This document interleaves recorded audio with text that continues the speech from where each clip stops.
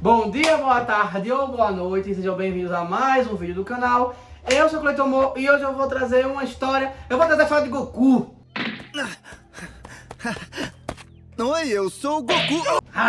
Mas o Goku original, né? O Goku que na verdade é Sun Wukong, que foi usado como inspiração para fazer Goku, entre outros personagens que a gente já viu em filmes, em anime, enfim, em várias coisas. Então vamos lá. Bem, a história é chinesa, né? Faz parte da cultura chinesa, da mitologia chinesa. E a história diz que depois da criação do mundo, depois que Pangu, assista o vídeo do canal que tem eu falando isso de Pangu. Depois de Pangu ter feito lá, acontecido e tudo mais, separado os pilares, a coisa toda, houve toda uma divisão das etapas e das fases que as coisas foram acontecendo. Que o universo demora 12 etapas para acontecer. E na primeira aconteceu tal coisa, na segunda tal coisa, na terceira os homens, animais e bichos, aquele negócio todo. Não se fala quanto tempo leva de uma para outra, é bem bíblico isso. Mas que foram em etapas. Numa dessas etapas aconteceu de que havia uma pedra em cima de um morro. E essa pedra absorvia a energia do sol e da lua. Do sol e da lua. Do sol e da lua. Ao mesmo tempo que absorvia a energia da natureza. A partir daquilo, a rocha gerou uma consciência dentro. Na verdade, um ovo redondo. E ela rachou. Quando ela quebrou, esse ovo eclodiu e nasceu um macaco dali. O macaco, quando abriu os olhos, saíram 2 raios de luzes para o céu. Assim, e os deuses ficaram assim, que é isso? O que foi isso? De repente se assustaram e foram procurar saber o que era. O Imperador de Jade, que é o nome da divindade que controla, Héreo do panteão chinês no céu. Tá. Ele disse assim, vão lá, dois de vocês aí, vão lá ouvir, ver o que foi aconteceu. É daquele tudo vê e aquele tudo escuta. Eles foram lá e observaram as coisas. Nessa época, o mundo era dividido em 4 espaços. O oeste de Gado, o oriente de não sei o que, agora eu esqueci agora o nome. Porque o nome dessa ilha que esse macaco nasceu, era a Ilha de Flores e Frutos. Tá? Aí vamos lá, era uma ilhazinha no canto. E aí tinha o oriente, o norte e o sul. Cada um tinha o seu nomezinho. E aí lá falaram que foi esse macaco, que tinha sido da pedra, aquele negócio, acharam estranho. Mas o imperador ele cagou e andou. Disse, tá, tudo bem, ok. Não sabia ele que esse macaco ia aprontar muito. Esse macaco cresceu, foi se desenvolvendo, interagiu com outros macacos ali, mas aí macacos comuns. E aí foi brincando, até que um belo dia, eles brincando, observando a água corrente, eles desafiaram aquela colina ali, aquela montanha ali, ó. Olha, vamos dar uma olhada de onde é que vem aquela água, pra ver como é que é. E aí eles ficaram meio assim, aí o que tava falando da curiosidade, disse assim, vamos fazer o seguinte, aquele que conseguir chegar lá e voltar, ele vai ser nosso líder. Vai ser nosso rei. Aí ele, o macaco que era chamado Macaco de Pedra, ele disse, eu vou, e amo ele, né? Aí ele foi, correu, pulou, ele não conseguiu ir até início, mas ele caiu numa caverna. É como se essa água fosse tipo uma cachoeira, né? Eles queriam ver o começo, mas na verdade era uma cortina d'água. Ele entrou, e quando ele entrou, ele passou por uma ponte de ferro e alcançou uma moradia, uma casa que tinha lá. E tinha escrito que era a casa da Ilha das Flores e Frutos por trás da cortina de água. Que linda, meu amor. Você é muito criativa. E que já tinha servido para algumas pessoas lá e tudo mais. Ele achou aquilo encantador e pensou, eu posso ir lá, pedir para eles virem para cá e a gente vai ocupar o lugar e assim a gente vai se desenvolver aqui protegidos, né? E aí eles disseram, tá, beleza, vamos lá. Aí saiu, trouxe os macacos pra dentro e os macacos fizeram festa, foi aquela agonia, eles festejaram. Aí ele pegou e disse, olhem, vocês podem quebrar o que vocês quiserem, menos a palavra. E vocês disseram que se eu entrasse e saísse, eu era rei. E eu entrei, saí e entrei. E mostrei a vocês, além do mais, estou dando um lugar pra gente morar em segurança. Então eu tenho que ser o rei. Então tá. Aí os macacos, eita, realmente, se curvaram perante ele e já veneraram ele como se fosse um rei. Aí ele disse, inclusive a partir de hoje eu não quero ser chamado mais de macaco de pedra. Aí ele inventou um nome que, de acordo com esse livro aqui, ó, fala que é macaco rei, rei macaco bonitão, uma coisa assim, sabe? E aí ele sai anexando nomes na vida dele pra isso. Até que um belo dia ele divaga assim, mas eu protejo meus súditos, né? Eu tenho que proteger eles e tal. Mas e se um dia eu morrer? Como é que acontece? O que vai ser? Aí ele começa a conversar com outros macacos e descobre que alguns humanos do outro lado, né, do mundo, né, que seria o Ocidente, tem o segredo da imortalidade. E aí ele faz, vou viajar pra lá agora mesmo, vou me ajeitar aqui e vou pra lá. Vou migrar pra poder conseguir essa novidade, né, pra poder fazer com que meu povo seja imortal. Ele faz um discurso lá assim, maravilhoso, pra poder convencer os macacos. Eles aceitam e ele parte. Como é que ele parte? Né? Ele dá um jeito em nadando, né? Basicamente, para ir pro outro lado, para poder acessar. Antes de chegar, ele vai acessando uma parte e ele tem um acesso ali, vai vivendo algumas coisas, vai vivenciando, vai fazendo aquela migração todinha, porque primeiro ele saiu da água, né? Ele tava numa ilha. Aí ele foi pro continente. Do continente, ele foi migrando até a outra borda para poder acessar, para poder nadar de novo e chegar no outro lado, que é para conhecer o povo.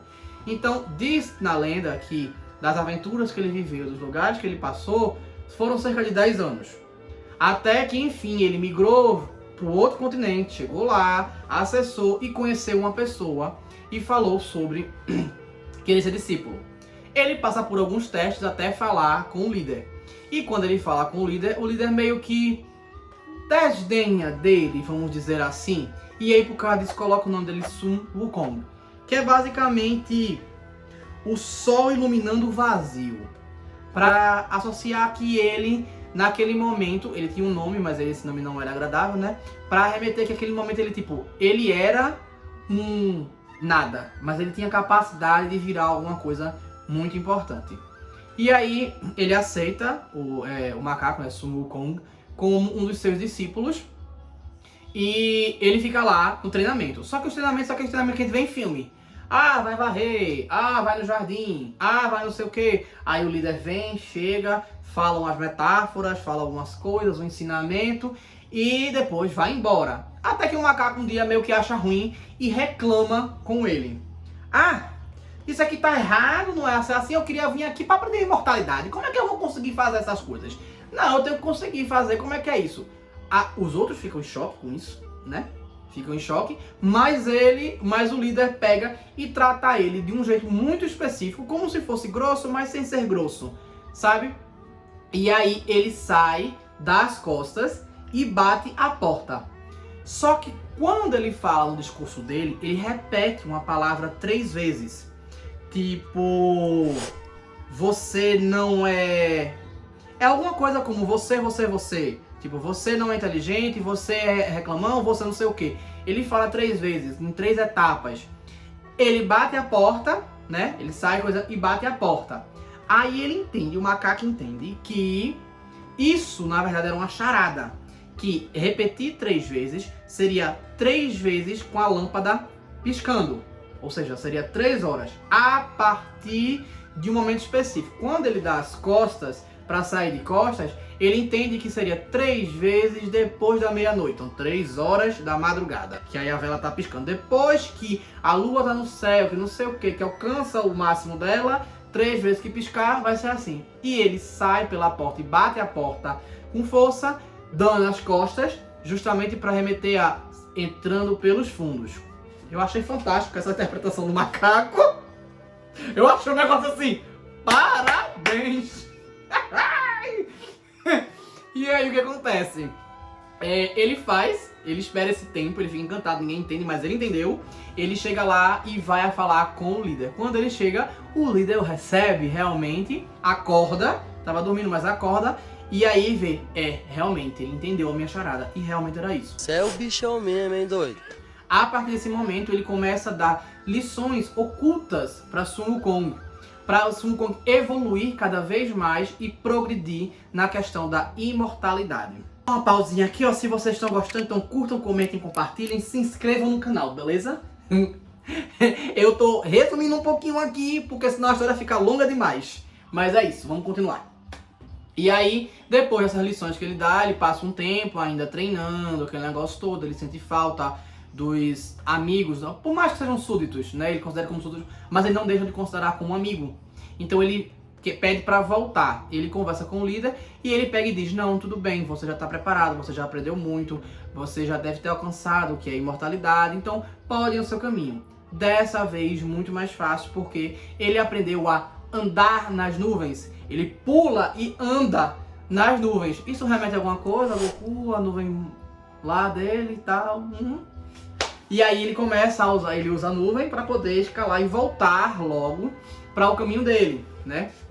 E aí, quando ele chega na ilha, ele demora muito menos tempo por causa disso, mas quando ele chega na ilha, ele é bem recebido, só que ele descobre que um demônio estava aprontando e estava levando alguns deles para o reino do demônio. Ele fica possesso e quer resgatar os súditos. E ele diz: eu vou derrotar ele. Aí ele arma uma estratégia e vai. Quando chega lá para poder enfrentar o demônio, ele faz uma técnica que ele tira um pelo dele e os pelos dele tipo um tufo assim, e joga, e ele faz tipo um Kagebunshin.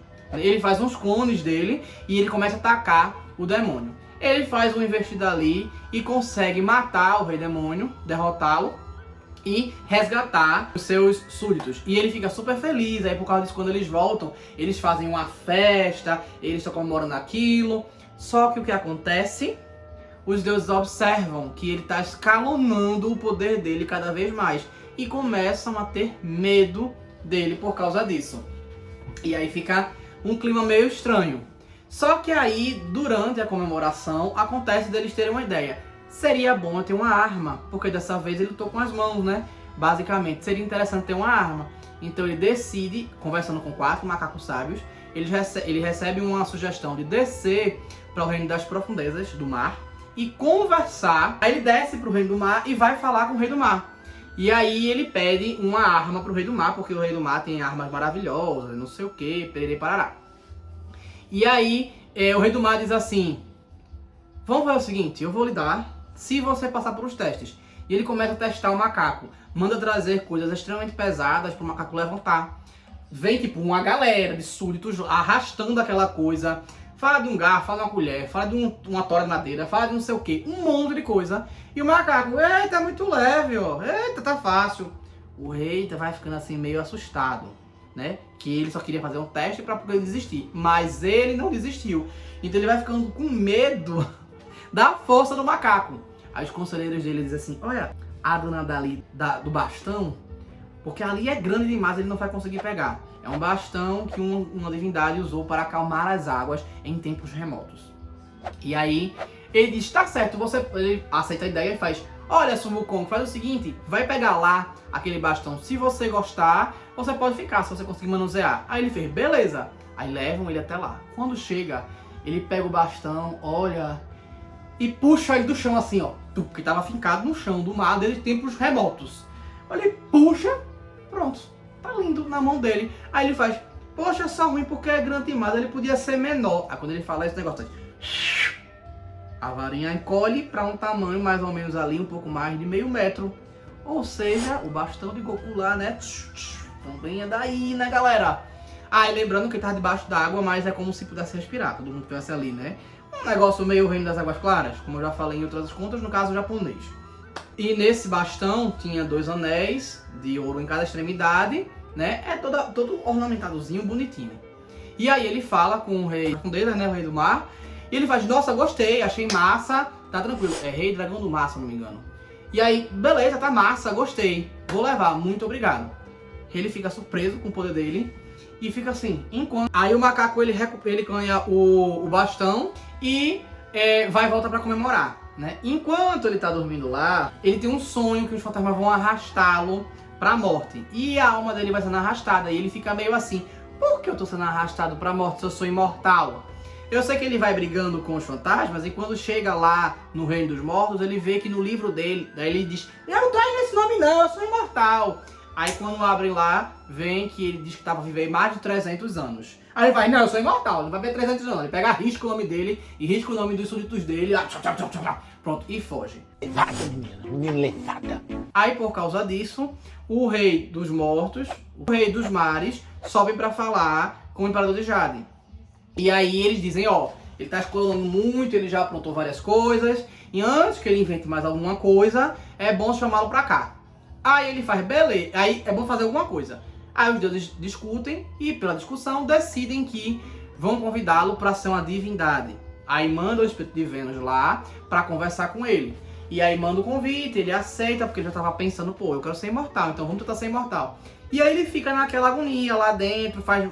dizendo, quando é que eu vou ser imortal? E não sei o que, causando aquele impacto. Porém, ele não ganha a imortalidade. Ele fica lá tipo um cocheiro. Até que ele meio que se rebela, reclama, pede um posto maior. E aí ele acaba ficando num lugar onde é pra ser, como é que eu digo? Cuidador de um pomar. Esse pomar, ele tem vários pessegueiros. Cada um deles só dão frutos a cada um tempo específico. Então tem 1000 anos, 2000 anos, 3000 anos.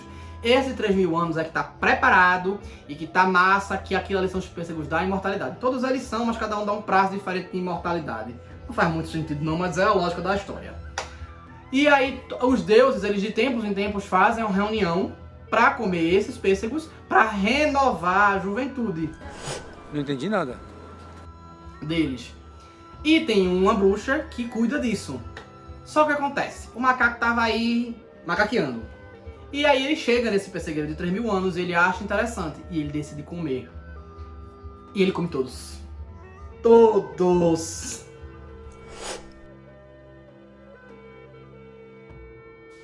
Quando as mulheres chegam para fazer a coleta dos pêssegos, elas veem o que aconteceu. O macaco, ele é acusado, os deuses ficam completamente irritados com ele e decidem puni-lo de alguma forma. Só que como ele comeu os pêssegos, ele tá imortal. Aí decidem colocá-lo numa tortura, num sofrimento. Botam num forno gigante e jogam ele lá dentro para ele queimar para sempre, vamos dizer assim. Só que aí o macaco não queima, ele tá imortal realmente, o que só dá mais certeza para ele que tá imortal. Ele sai dali, faz a pronta, destrói e depois volta pro lugar dele que ele não quer mais aquele povo chato para conviver. E ele simplesmente desce e volta para a ilha deles. A partir deste momento, os deuses declaram guerra contra o macaco. E Sun Wukong vai ter que enfrentar várias pessoas. Primeiro mandam um general para lá. Ele bate, o macaco recua, depois ele volta. O macaco usa poderes de ficar gigante. Dragon Ball de novo aí, né? Pra ficar gigante e bater de frente com o general vai ficar gigante também. E começa a bater um no outro. O general acaba perdendo. Depois manda um outro. E aí ele acaba empatando e fica naquela agonia. Como o macaco no primeiro ele ganha, ele fica assim, sobe a moral dele. Quando no segundo empata, que ele meio que recua, que ele foge, ele fica meio assim, mas não. Isso aqui foi um vacilo que eu dei, não vai acontecer de novo. Aí decidem invocar um Buda. E aí invocam um Buda. Aí Buda, um Buda de uma dimensão específica. Da dimensão, são a 7ª dimensão, de não sei de onde, e não sei o que mais lá, do multiverso, vem pra batalhar com o macaco. E aí conversa com o macaco. E ele diz, eu não tenho medo de você. Ele, não se preocupe em ter medo, eu só vim fazendo um desafio pra você. Você entra na minha mão, Buda assim como uma expressão gigante, você entra na minha mão e se você conseguir sair da palma da minha mão num tempo específico, eu topo, você tá liberto, os deuses vão deixar você pra lá e é tudo certo. Se não, você será meu. Aí o macaco diz, oxe, dá tua palma da mão? Tá fácil. Aí o macaco topa. Sun Wukong vai na palma da mão do Buda, imaginem como um gigante assim colossal, tá? Ele expressando só que espiritualmente. E aí o macaco fica na mão. Aí ele começa a apontar um monte de coisa, ele corre, ele pula, ele dá a volta ao mundo, ele sobe nas nuvens, ele vai pro Império e urina em algumas pilastras do templo de Jade, do Imperador de Jade e tal, e volta, não sei o que. Quando chega lá, aí ele volta e diz, consegui sair da sua mão em pouquíssimo tempo, já retornei, estou aqui e venci. Aí Buda fez, momento nenhum você saiu da minha mão. Quando ele olha para baixo, ele está na palma da mão do Buda. Na verdade, Buda fez com que ele visse essas coisas que ele queria, imaginasse essas coisas que ele queria, como saltos quânticos, sabe? E ele ludibriou tudo aquilo, mas na realidade ele estava hipnotizado ali dentro. O macaco, antes que possa fazer qualquer coisa, Buda aprisiona ele numa caverna dentro de uma montanha, no meio do nada. E lá ele é selado. Ele não é morto, mas ele fica preso lá pela eternidade, até que um dia alguém possa libertá-lo. E é isso. Eu espero que tenham gostado. Então curtam, comentem, compartilhem. Se inscrevam no canal. E se não sabem o que escrever, Goku. Nuvem voadora. Nuvem voadora. Nuvem voadora. É isso. Valeu.